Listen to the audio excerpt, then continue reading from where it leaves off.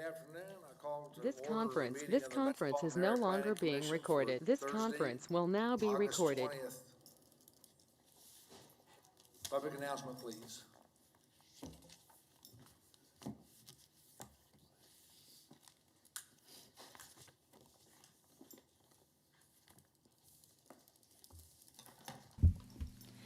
Before we begin the agenda, the Wichita-Sedgwick County Metropolitan Area Planning Commission and the Wichita-Sedgwick County Board of Zoning Appeals would like to take this opportunity to welcome everyone to this public hearing. For those at Century 2, copies of the agenda for today's meeting, the public hearing procedure and Planning Department staff reports on all agenda items are available in the lobby. The Planning Commission's and the BZA's bylaws limit the applicant on a zoning, subdivision, or variance application and his or her representative to a total of 10 minutes of speaking time at the start of the hearing on that item, plus up to 2 minutes at the conclusion of that hearing. All other persons wishing to speak on agenda items are limited to minutes per person. However, if they feel that it is needed and justified, the chairman may extend these times by up to 2 minutes. All speakers are requested to state his or her name and address for the record when beginning to speak. When you are finished speaking, please share your name, address, and the case number on the sheet provided in the room or the GoToMeeting comments box. This will enable staff to notify you if there are any additional proceedings concerning that item. Please note that all written and visual materials you present to the Commission and the Board will be retained by the Secretary as part of the official record. If you are not speaking but you wish to be notified about future proceedings on a particular case, please provide your contact information to the Planning Department. The Planning Commission and the Board are interested in hearing the views of all persons who wish to express themselves on the agenda items. However, we ask that all speakers please be as courteous and concise as possible and avoid long repetitions of facts or opinions which have already been stated. For your information, the Wichita City Council has adopted a policy for all city zoning items. A copy of this policy is available from the planning staff. The City Council relies on a written record of the Planning Commission hearings and does not conduct its own additional public hearings on these items. The decision of the BZA is final. Any appeal of a decision of the BZA is to district court. Okay, due to the fact that there were no cases filed, there will not be a BZA Board of Zoning Appeals meeting today. First item of business for the Metropolitan Area Planning Commission is the approval of the minutes from August the 6th, 2020. Move for Everybody approval. was present. We have a motion by Mr. Hartman. Second. Second by Ms. Miles. Any discussion? All in favor signify by saying aye. Aye. Aye. Opposed? Passes unanimously. Who do we have? We got anybody remotely? We got Mr. Johnson. Yep. Who else? We got anybody else remotely? I don't see Mr. Florence. So, okay. Okay, we will see which items we can take by consent. Consideration of subdivision. Yes? I want to note right off the beginning that we do have Commissioner Dexler, who has resigned. She is not with us today. Okay. And if you've not heard, she's taken a job in Salina and will be moving to Salina. Imagine, Salina. So, That's the name of their. her resignation was terminated earlier this week, effective immediately, and she did say she would not be present at today's meeting. Right. So. Yeah. And if you get a chance to send her a phone call or an email to thank her for her service, that would be greatly appreciated. Okay.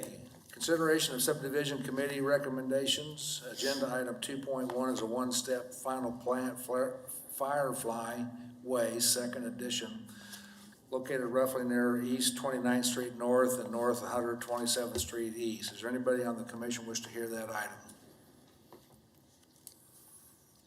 Seeing none, is there anybody at Century 2 wish to hear that item? No. Okay. Is there anybody listening in on a remote device want to hear that agenda item?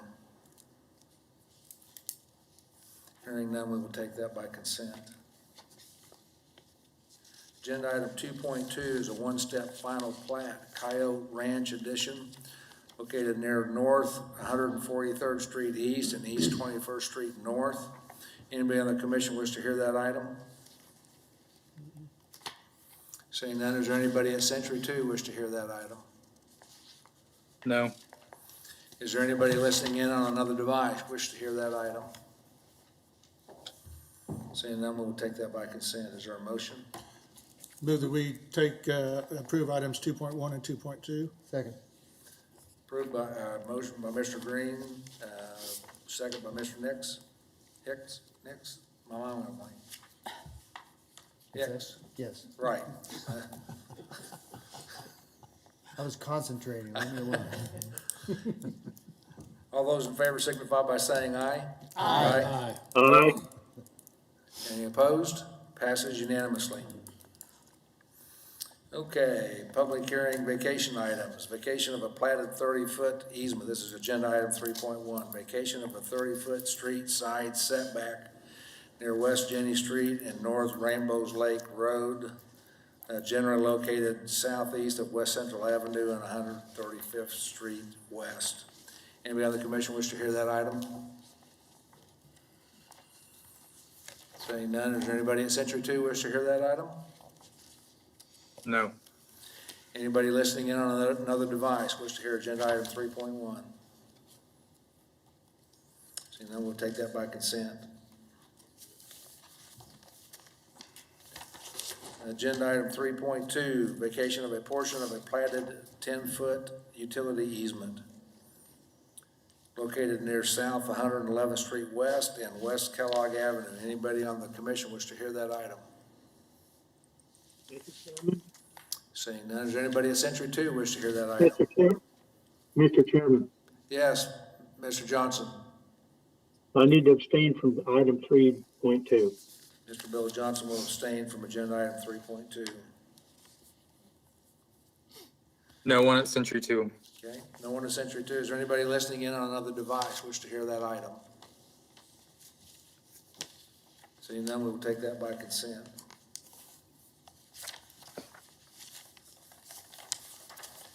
Agenda item 3.3, vacation of a portion of a platted front setback located near South 119th Street West and West Pawnee Avenue, an address of 11533 West Jewel Court. Anybody on the commission wish to hear that item? Seeing none, is there anybody at Century 2 wish to hear that item? No. Is there anybody listening in from another device wish to hear agenda item 3.3? Hearing none, we will take that by consent. Move to approve agenda items number 3.1, 3.2, and 3.3. Second. Motion by Ms. Miles, a second by Mr. Hartman. All those in favor signify by saying aye. Aye. Opposed? Aye. Opposed, same sign, with Mr. Johnson abstaining from agenda item 3.2. Public hearing items. Agenda item 4.1, this one carries a recommendation of denial, so we will hear that item. And then after that, we will have a presentation on summary, development trends summary presentation by Mr. Banks. So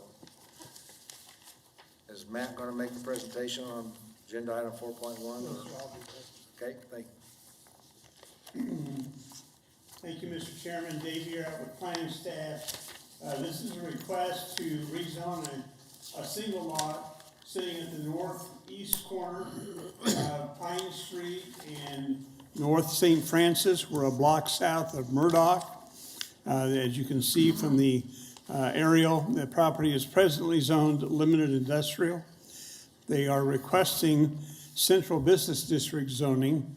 If you read the staff report, the primary purpose of the request is to eliminate the requirement for off-street parking, which they're asking to convert the existing building, which is virtually 100% lot coverage, into an office facility. By the occupancy code requirements, they're anticipating approximately 11 parking spaces would be required. If it moved into the central business district category, there would be no off-street parking required at all. However, as noted on the zoning map that you see on the screen, this is a full 2 blocks north of the closest central business district, which is pretty much all south of Central, except right along Broadway. We are recommending denial because we feel it's the wrong thing to introduce that zoning category that far north away from the core area of the city. You'll see as we look at other pictures that the property in question is pretty much surrounded by parking lot. All of it's owned by Via Christi, St. Francis, but there are other options for them available within the zoning code rather than seek a rezoning, and we're recommending and encourage them to look at those other options. They could easily secure an agreement from an adjacent owner of parking spaces for them to have accessibility to those lots. That's permitted by the code and would not require a rezone.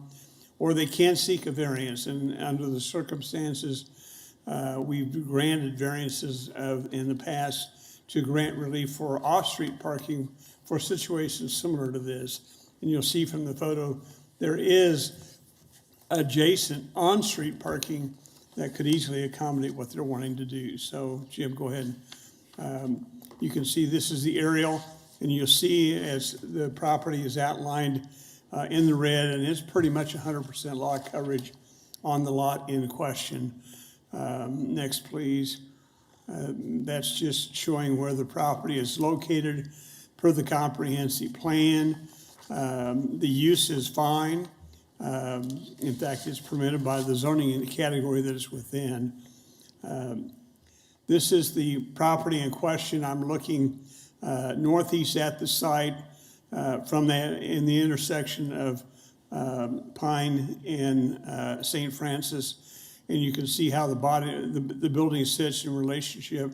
And you'll notice right north of that, there is a massive parking lot to the north, and that's part of the Via Christi stuff. If you look closely, though, that part has got a wrought iron fence around it, which makes it a little more secure.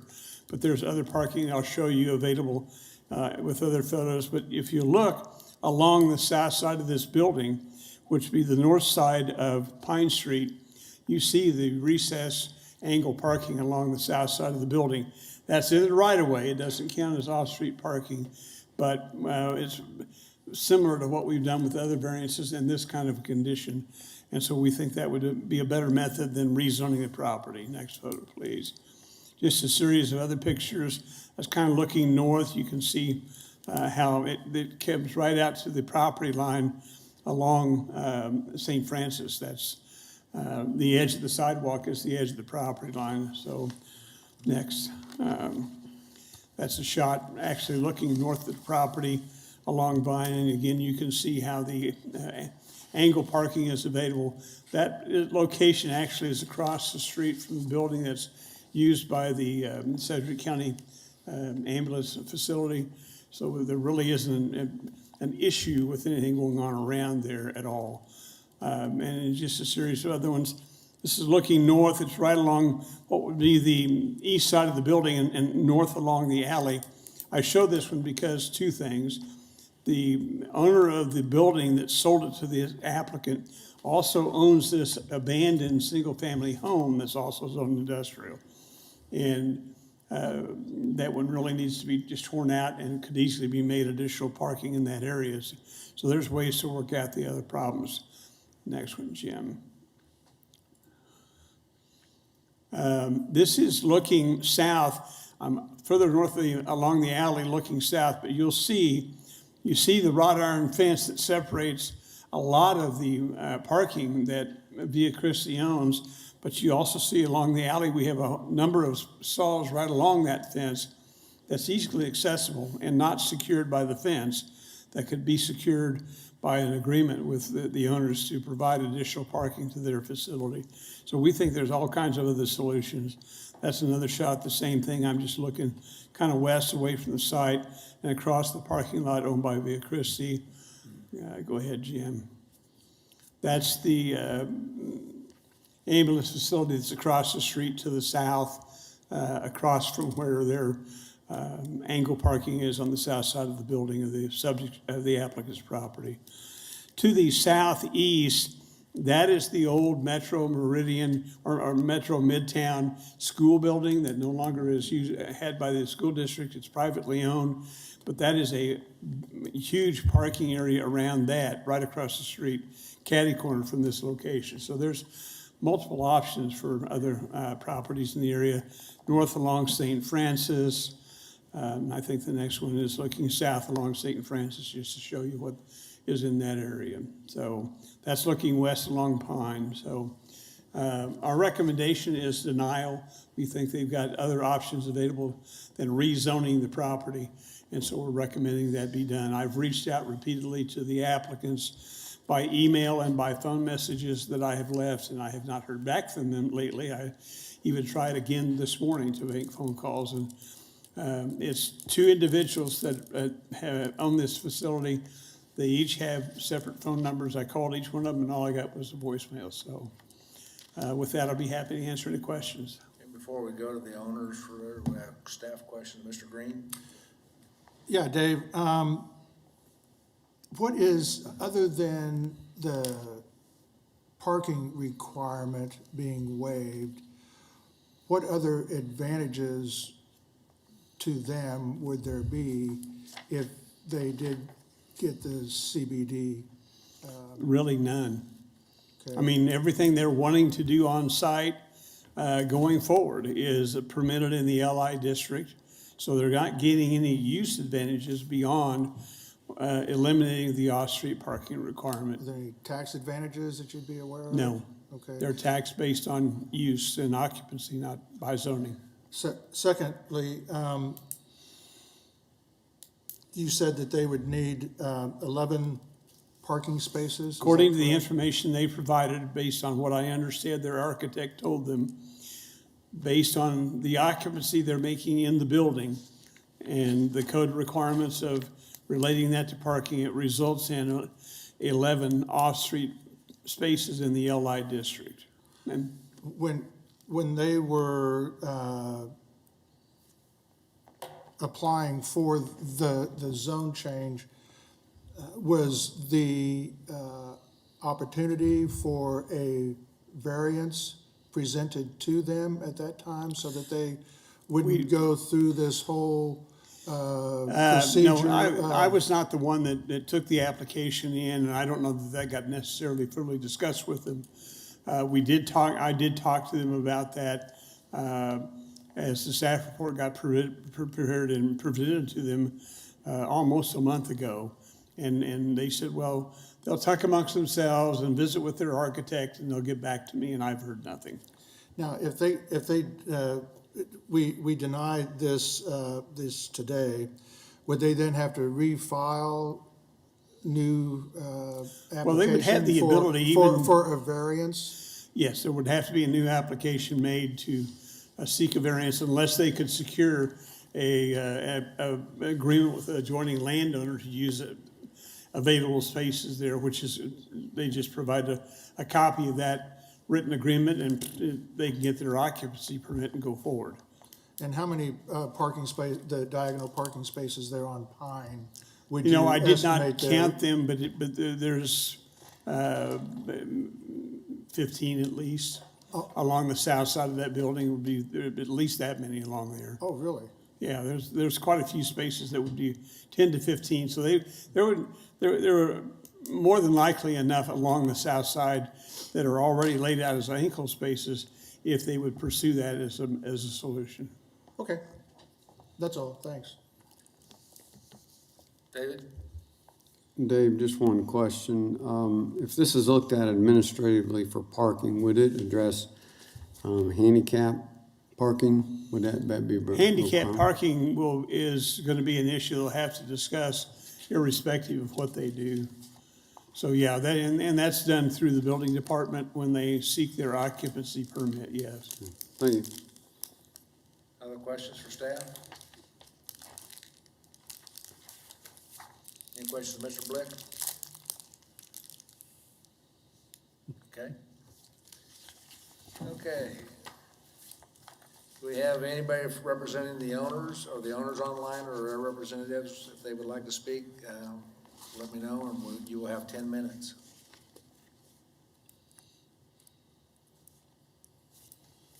Doesn't sound like we have anybody. We'll go to Century 2. Is there anybody at Century 2 wish to speak on this item? There's nobody here. Nobody there. Okay, anybody listening in by another device wish to speak on this item? Now I'll bring it back to the commission for action. Mr. Chairman, I'd like to make a motion, but I'd like to preface why. I went out and looked at this. There is between 12 and 15 parking spaces along the south side of this building. It's on right of way, but it's off the street. Also, to me, I look at this like I would look at island annexation, except it's island zoning, and I don't think that should happen because there's, what was it, two full blocks to BZA, to Central Business District? You gotta get to south side of Central, yes. Yeah, so that distance, and to me, that's island annexation, so I'd like to make a motion, we deny. Second. We have a motion by Mr. McKay, a second by Mr. Green. Further discussion? Seeing none, all those in favor signify by saying aye. Aye.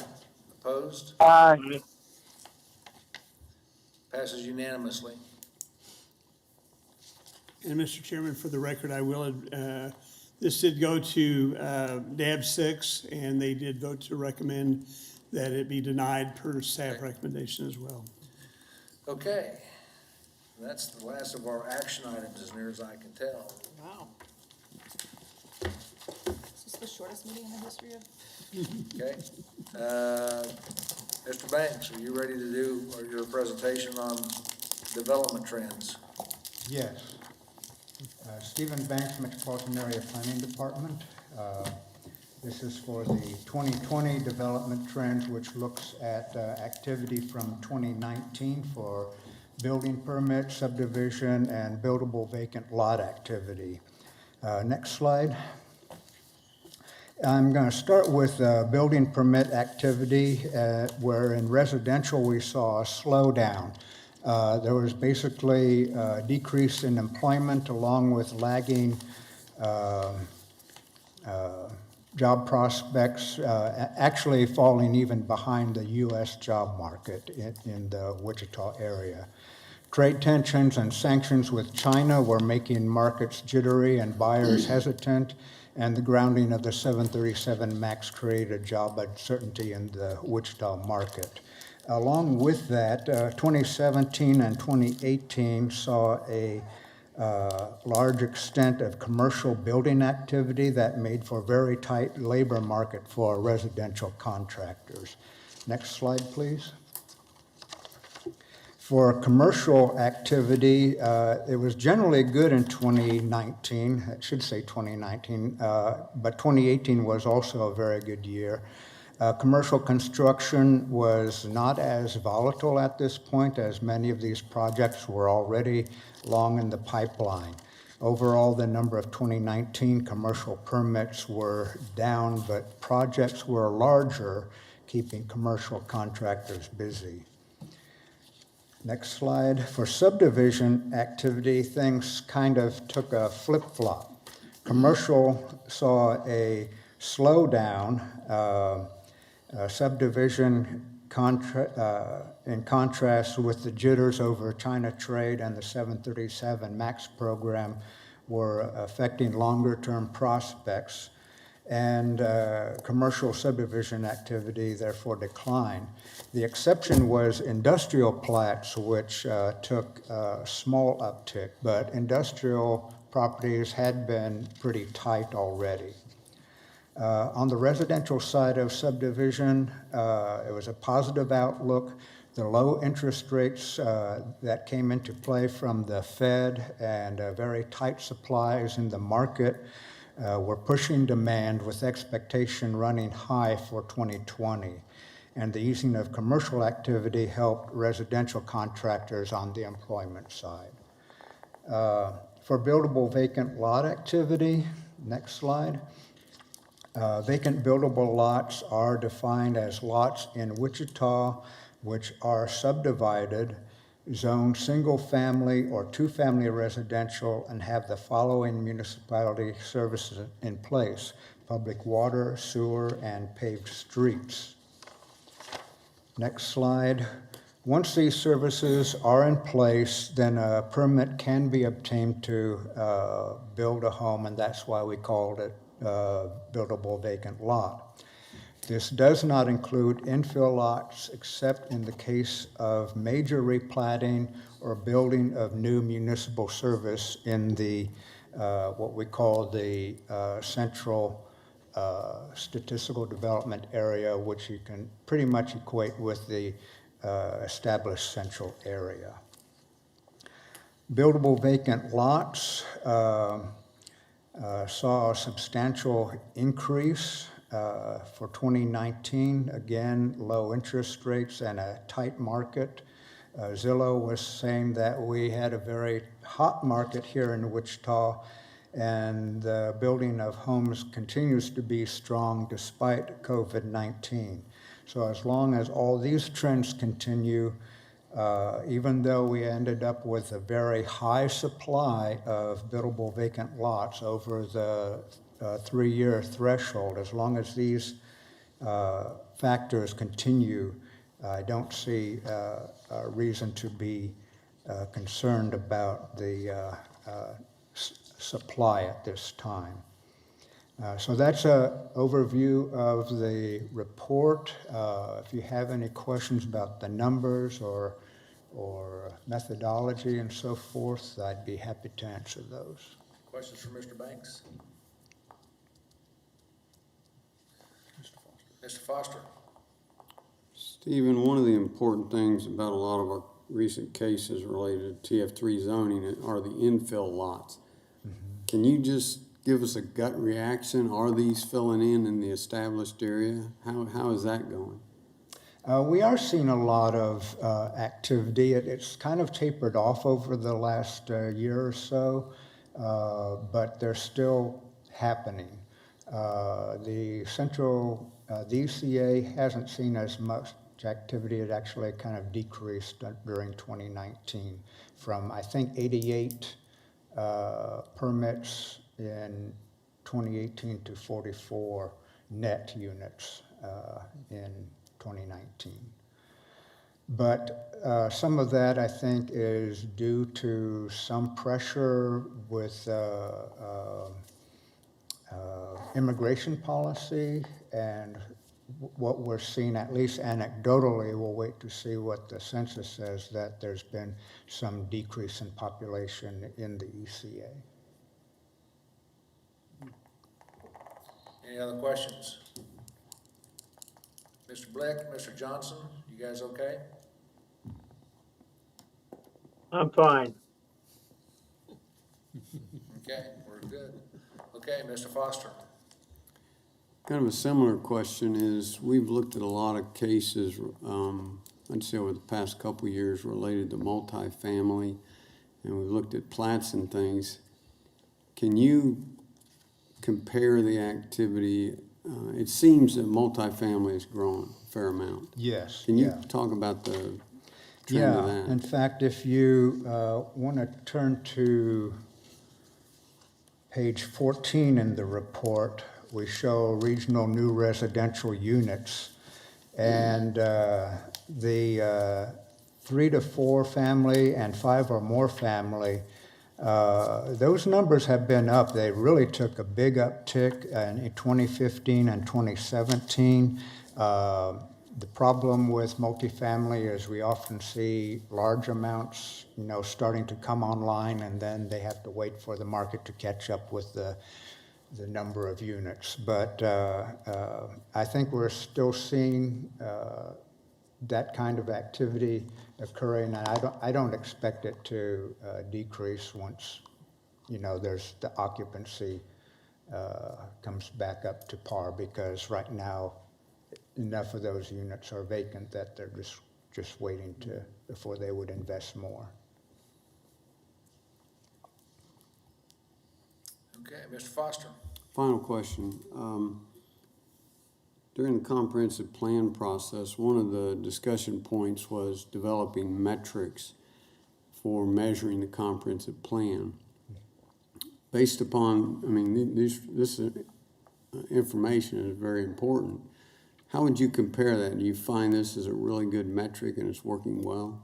Yes, in fact, we do include some of these factors from the Development Trends Report in our analysis for the Comprehensive Plan Monitoring Report, which we'll be probably bringing to you in the next month or so.